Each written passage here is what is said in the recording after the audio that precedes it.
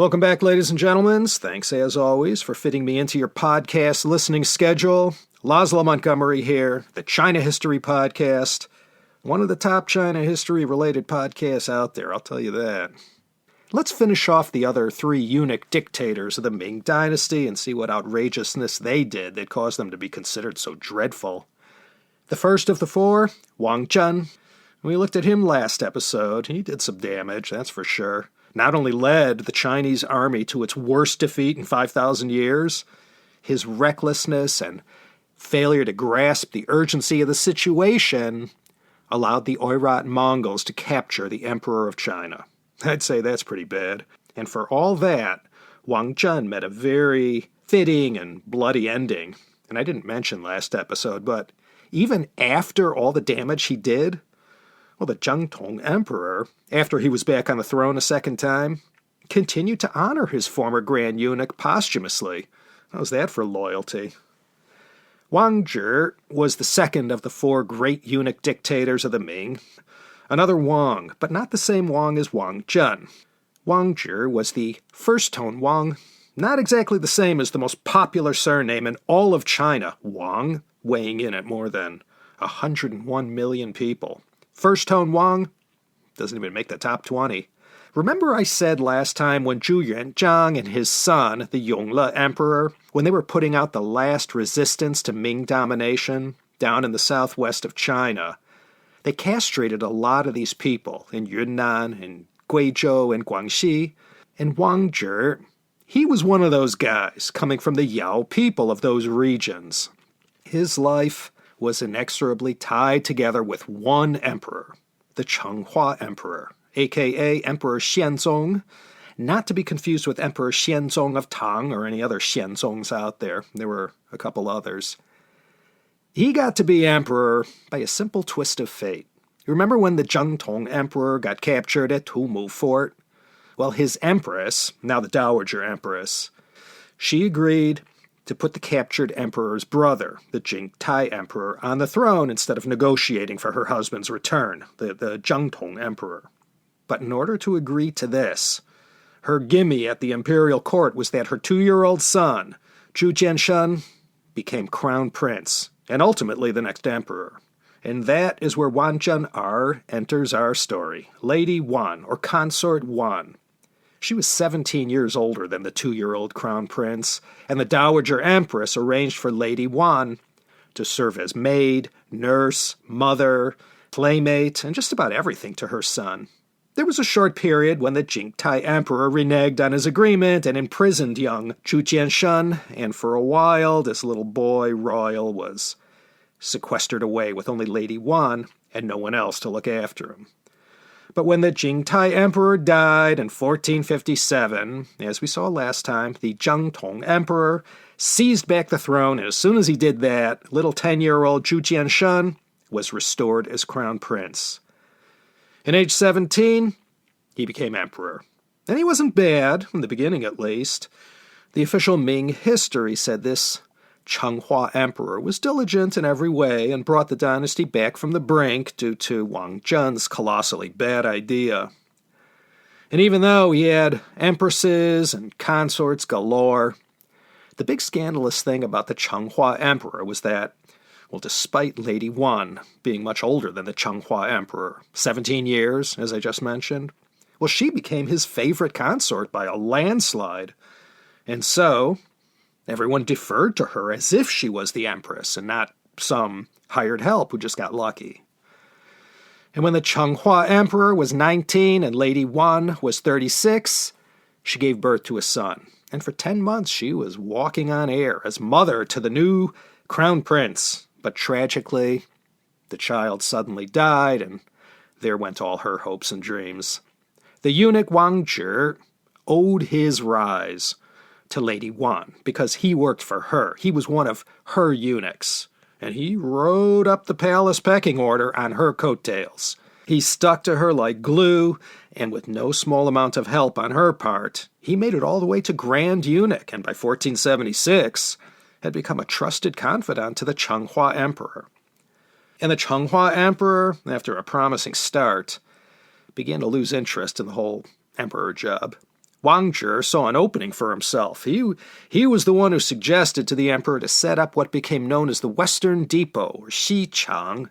Remember, last episode there was the Eastern Depot, the Tantan Makuts of the Forbidden City? But this new office, the Western Depot, was even more powerful and had complete dictatorial powers within the bureaucracy.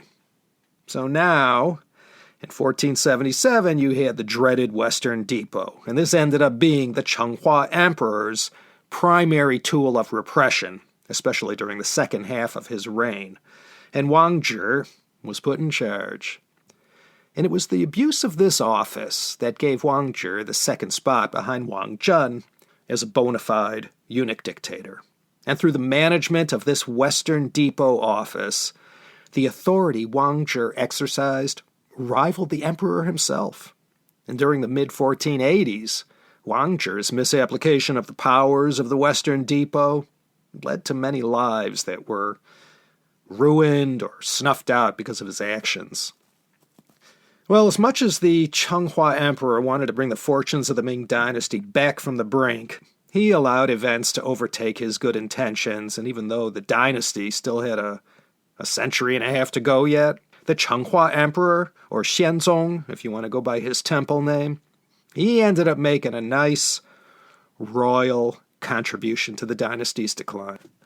Some of his most trusted advisors risked their necks to try and persuade the emperor to see the evil being perpetrated by his eunuchs, especially Wang Zhi, but it was all for naught. Changhua, as with many an emperor before and after him, he stood by his most trusted eunuch, and anyone who tried to have him whacked got whacked themselves. Changhua and Wang Zhi, after those two had burned through what remained in the treasury, in order to raise money, well, they got some inspiration from the methods employed in Rome 14 centuries before by good old Lucius Cornelius Sulla, who carried out mass proscriptions that led to the confiscation of wealth of political rivals and enemies. Wang Zhi and the eunuchs he ran kept up another classic reign of terror inside and outside the palace.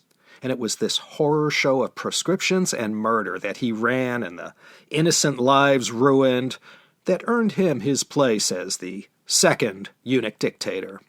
The other reason, and this is why history holds Lady Wan in particularly high disesteem, was due to her conniving with Wang Zhi and other eunuchs to hold on to power within the palace.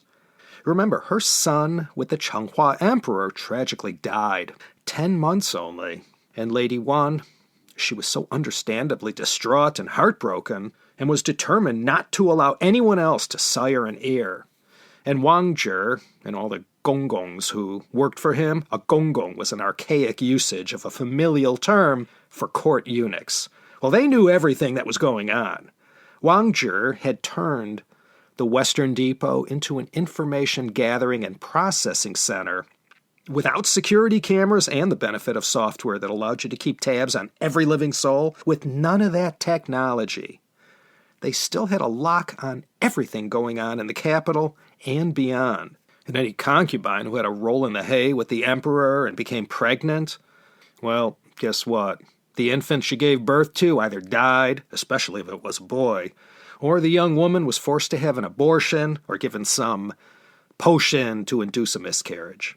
So Lady Wan and her eunuch allies, led by Wang Zhi, they had the Changhua Emperor scratching his head after a while, wondering what the heck was going on. For so many years, a different concubine every night, and not one single son? Well, there finally was one son, and by the time he was born in 1470, the secret was out, and every concubine knew if you wanted your child to survive, get him out of harm's way and as far away from the palace as possible. And this one prince, Zhu Youcheng, that's what they did with him. He was taken to a secure location, and he indeed got to survive infancy and childhood and became the next emperor, Hongzhi, and his temple name, Xiaozong.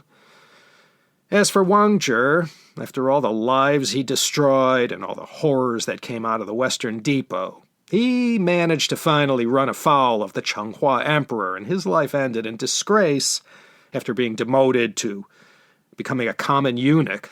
And with the demise of this second of the 4 eunuch dictators, that also meant a temporary end to the dreaded Western Depot. Oh, and as for Lady Wan and the Changhua emperor, well, first she died in 1487, followed by the forlorn and lovesick emperor who followed her 3 months later. And the Hongzhi emperor, after such a traumatic childhood, became emperor.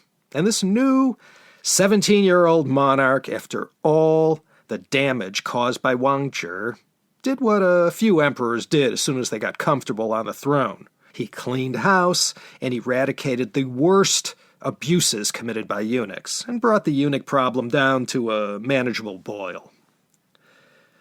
History was rather kind to the Hongzhi emperor, and his monogamy was made a big deal of. The only emperor who eschewed the need for concubines and consorts and remained true to his one true love, Empress Zhang. And history was not kind to her, and the list of her imperfections and idiosyncrasies were as long as your arm, and she didn't have a happy ending in her old age. But these two, the Hongzhi emperor and his empress, they sired one wastrel of a son who rivaled Caligula in his outrageousness and cruelty. That's the post-October 37 CE Caligula, after his mysterious illness. This Chinese Caligula became the Zhengde emperor, whose temple name was Wuzong, which leads us to the third eunuch dictator, Liu Jin. And Wuzong, he was Liu Jin's boy. Every one of these eunuch dictators had a particular emperor who they hitched their wagon to. And Liu Jin, his fate was tied to this disgrace of an emperor. I say this because the Zhengde emperor, as a young teen, raised by eunuchs, by the time he became emperor, well, he was only interested in the perks and wanted nothing of the work part. He had an intense dislike and distrust of the officials and all their Confucian demands on his life. And pretty much throughout his lifetime, brief as it was, he only wanted to have fun.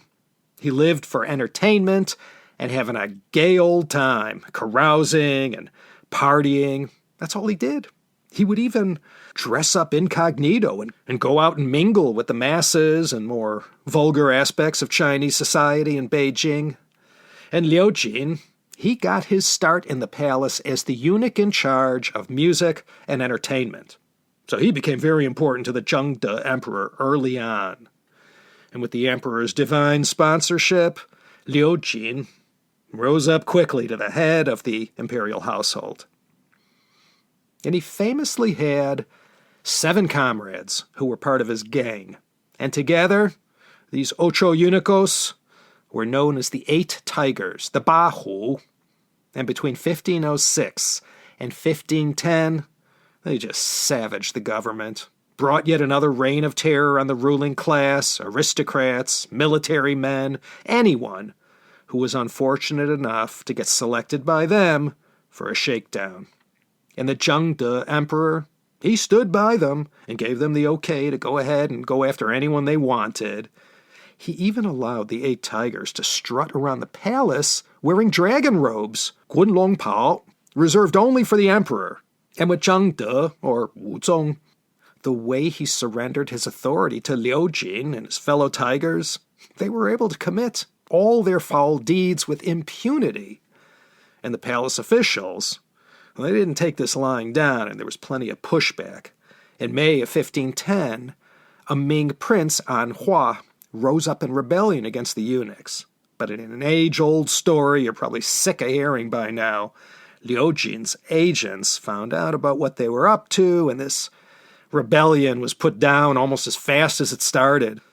And the Ming royal who led the conspiracy, Zhu Zhifan, the prince of Anhua, he got captured and led back to Beijing to face his grisly fate. And the military officer who led him back, Yang Yiqing, he had been en route to the scene of the rebellion out in Shanxi and missed all the excitement. But whilst returning to Beijing, Yang Yiqing, with the Prince of Anhua in handcuffs, got to talking with one of the 8 Tigers, Zhang Yong, who had a few gripes with Liu Jin, and he agreed with Yang Yiqing to go to the emperor together and petition for the execution of Liu Jin. Those past attempts by the scholar officials at bringing Liu Jin down ended in failure, and everyone who lined up against Liu Jin ended up poorly, either banished, all their wealth confiscated, tortured, or murdered. It seemed this capo de capo of the Eight Tigers was invincible. But now, with one of his own conspiring with his enemies, things were different this time. Though the Zhengde emperor wasn't sure he wanted to go against the one guy who had always been so nice and supportive of him. But in the end, after enough pressure from Liu Jin's enemies at court, finally, the Zhengde emperor, he signed off on Liu Jin's death warrant. And for his crimes, well, I hate to say it, but he suffered a pretty harsh and cruel fate. The death of 1,000 cuts. Yeah, the Lingchi penalty once again. And though it only took a few hundred or so cuts before Liu Jin breathed his last, they kept cutting away at his carcass. And someone back then must have been counting, because supposedly they sliced off 3,357 bits of his flesh. The Asian Wall Street Journal reported in 2001 that by the time they cleaned out the last kilo of gold and silver from his residence, it added up to about 450,000 kilos of gold and 9,700,000 kilos of silver, which at today's spot prices added up to about $33 billion, which made him about as rich as Li Ka-shing. Not bad. And Liu Jin didn't even have a real estate empire. After Liu Jin met his well-deserved end, the other 7 tigers kept on keeping on. They still engaged in mischief until the Zhengde emperor finally met his well-deserved early exit in 1521. Didn't even make it to 30. But wait, it gets worse. Next up was the most villainous and malevolent eunuch of them all, or so it's been said. In fact, most sources I read, they call Wei Zhongxian the most atrocious eunuch in all of Chinese history, which by this time in the series really says something. Going back to Zhao Gao in the 3rd century BCE, there have been some pretty dreadful ones. So what was so bad about Wei Zhongxian? Let's see if we can get through his demolition of the Ming Dynasty before the end of stoppage time. Wei Zhongxian lived from 1568 to 1627. He was born just after the Ming Dynasty was rising up from the rubble left behind by the Zhengde emperor's abysmal outing as ruler of China. Next up after him was the Jia emperor, another one who wasn't into the job and refused to deal with his ministers and officials, opting instead to let his eunuchs do his talking. No tigers, attendants, or eunuch dictators to speak of during the reign of Jia and his successors, Long Qing and Wan Li. But nonetheless, eunuchs were still plentiful and often up to no good. And these 3 emperors, though not as bad as what transpired during the Zhengde era as far as their inattention to the job and dependence on eunuchs went, nonetheless didn't do anything to halt the rapid decline in the fortunes of the House of Zhu and their Ming Dynasty. If the founding Hongwu emperor could have only seen the sad shape his dynasty was in a century and a half after his passing, and his iron plaque that he left in a conspicuous location of the palace, warning against empowering eunuchs, that had already been made a mockery of by his son, the Yongle emperor, he wouldn't have been happy. So, Wei Zhongxian, like all the greatest heroes and worst scoundrels in Chinese history, his life is all wrapped up in legends, rumors, and unsubstantiated stories, like this one. It's said in his youth he loved to have a good time. Drinking, gambling, carousing, and partying. And in his early 20s, he had accumulated enough gambling debts whereby his only way out was to either kill himself or do something drastic to avoid the debt collectors. So he had himself castrated and was able to work his way into the royal palace. Now, a quick word here about the whole matter of castration. Way back in the day, going back to the Han Emperor Wu, when captured soldiers and enemies were turned into eunuchs, well, if the emasculation procedure didn't turn out so well and the guy died, not the end of the world. But now, all these centuries later in the Ming Dynasty, the eunuch profession was already quite developed, and the demand was such that more attention was paid to the surgical procedure and ensuring the survival rate was as close to 100% as possible. And these surgeons, if you will, they had to have a license and had better be good at their job. And like it is with anything with science and the medical profession, after so many centuries of trial and error, by the time of the Ming, they pretty much got that survival rate up to near perfect, which didn't guarantee one a cushy job in the palace, but gave the prospective eunuch a shot nonetheless. And we'll discuss these skilled tradesmen who did the deed in the next episode. They were called Daozijiangs. So Wei Zhongxian, no easy path to riches and power for him. He had to work his way up the ladder. And in 1605, after more than 2 decades punching at a clock and serving as a run-of-the-mill eunuch, performing rather menial duties, he got his big shot. In that fateful year, he was called on to serve the grandson of the Wanli Emperor as his chef. And this grandson, known by his era name of Tianqi and the temple name of Shizong, well, he was to Wei Zhongxian what all these other eunuchs we've looked at were to previous emperors, Zhao Gao and Qin Ershi, Gao Lishi and Li Fuguo, with Tang emperors Xuanzong and Suzong, and Tongguan and Huizong, Wang Zhi and Wang Zhi, and the Ming, Xuande, and Zhengtong emperors, always in pairs, a pliable emperor and a scheming, power-hungry eunuch. Like ice cream and pound cake, a match made in heaven, or hell. And in the case of the late Ming Dynasty eunuch Wei Zhongxian, it was this young Tianqi emperor. Their relationship started when this future emperor was only the crown prince, Zhu Youqiao, a young lad. And this young'un, born in 1605, well, his mother died in 1619, and with her gone, his wet nurse, known as Madame Ke, who had raised him since infancy, like wet nurses are wont to do, she became his substitute mother figure. And these two were incredibly close. And being the wet nurse to someone as high up as the next in line to the throne came with no small amount of fringe benefits. And with his job serving as the crown prince's master chef, Wei Zhongxian got to know Madame Ke quite well, and the two became very close indeed. In Chinese, there's a term, 对视. It referred to either two palace women who lived together in a kind of relationship, maybe or maybe not sexual, or in this case, with Madame Ke and Wei Zhongxian, it referred to a palace woman and a eunuch who lived together as husband and wife. These two were a pair, and together they held the future Tianqi emperor in the palms of their hands. And aside from being young and easily manipulated, the crown prince, young Zhu Youqiao, well, it was written into the histories that he was as ignorant and uneducated as one could be in his privileged position, and perhaps he may have even had mental disabilities. 400 years ago, who's to know for sure?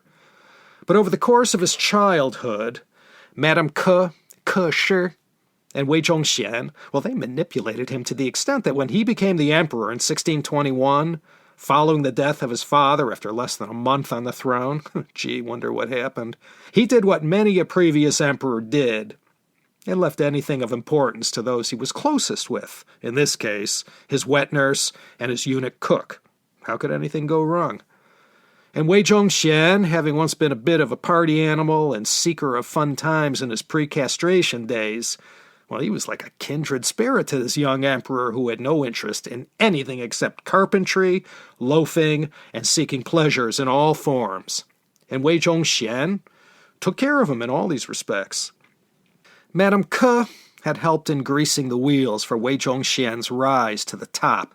First, she cleared the path for his ascension to the Silijian, the Directorate of Ceremonial. If you recall from last episode, this office handled palace security, the eunuch school, the imperial libraries and works of art, the imperial tombs, and communication with the emperor and punishing those who either broke the laws or were in the crosshairs of eunuchal retribution. And Wei Zhongxian got even with everyone. He cobbled together a network of eunuchs throughout the palace who were loyal only to him. And by now, the supply of eunuchs far exceeded the demand. Even with the greatest eunuch population in Chinese history, some people were so desperate for a chance, they were slicing off their private parts to get a shot at life in the Forbidden City. It's said the eunuch population around this time, deep in the fourth quarter of the Ming Dynasty, numbered around 100,000. Once he had full control of the Directorate of Ceremonial, Wei Zhongxian had himself appointed head of the dreaded Eastern Depot, and it didn't take long before he controlled the big three offices that struck fear in everyone's hearts: the Directorate of Ceremonial, Eastern Depot, and the Embroidered Uniform Guard. He truly was invincible.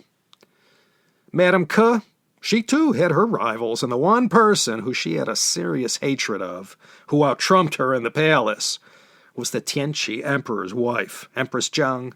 And this woman didn't take any you-know-what from Madame Ke.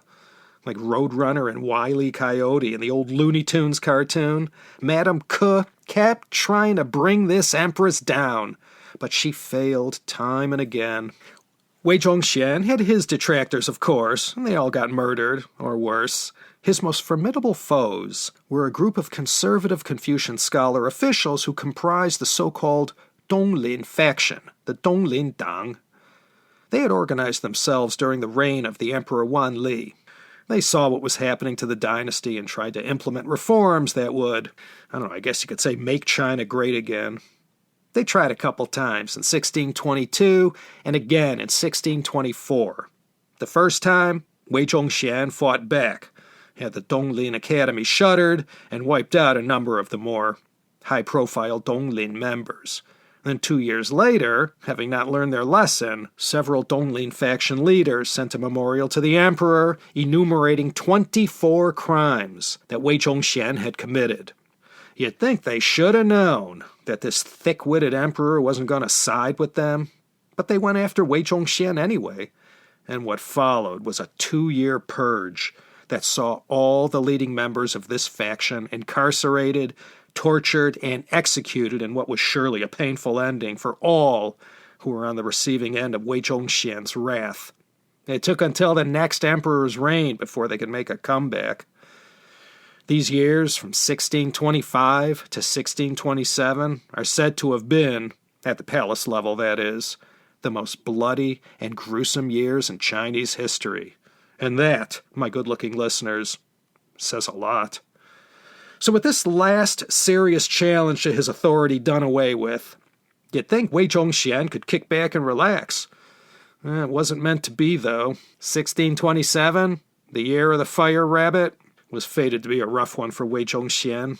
When his meal ticket, the Tianqi Emperor, a.k.a. Shizong, when he was ill and not looking like he was going to make it to his 22nd birthday, Wei Zhongxian and Madame Ke came up with a strategy to get one of Wei Zhongxian's kin, his nephew, made the crown prince.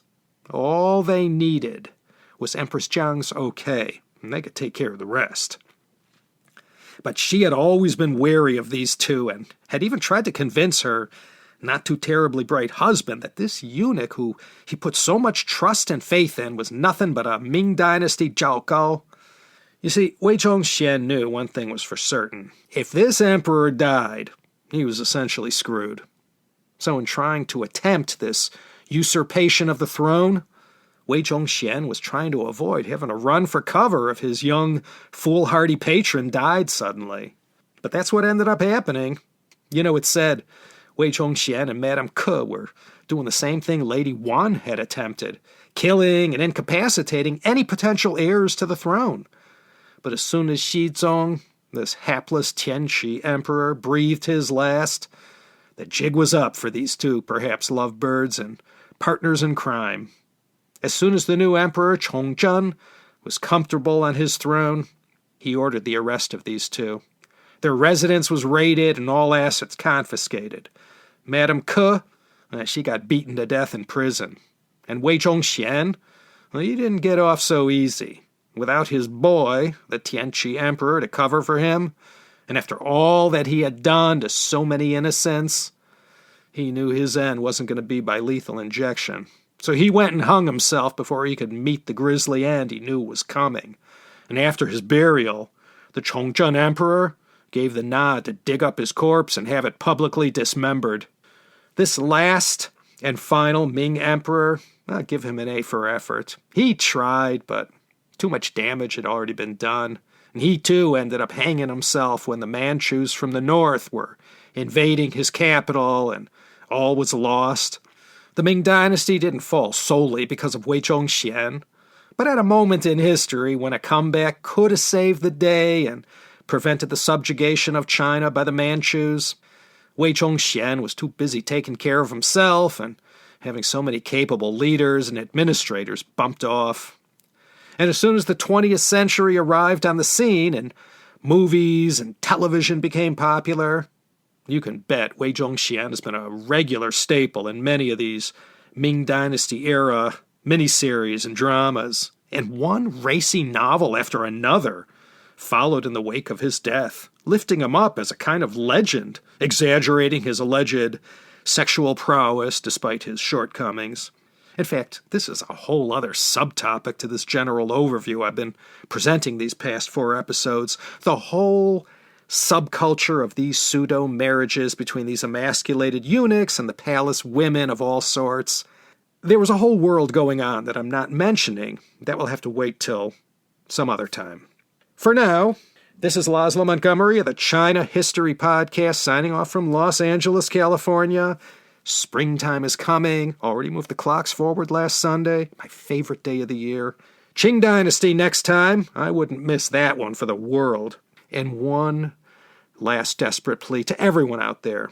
You can support me at patreon.com/China History Podcast, or show your love and appreciation at paypal.me/China History Podcast. Details at the website at teacup.media. Take care, everyone.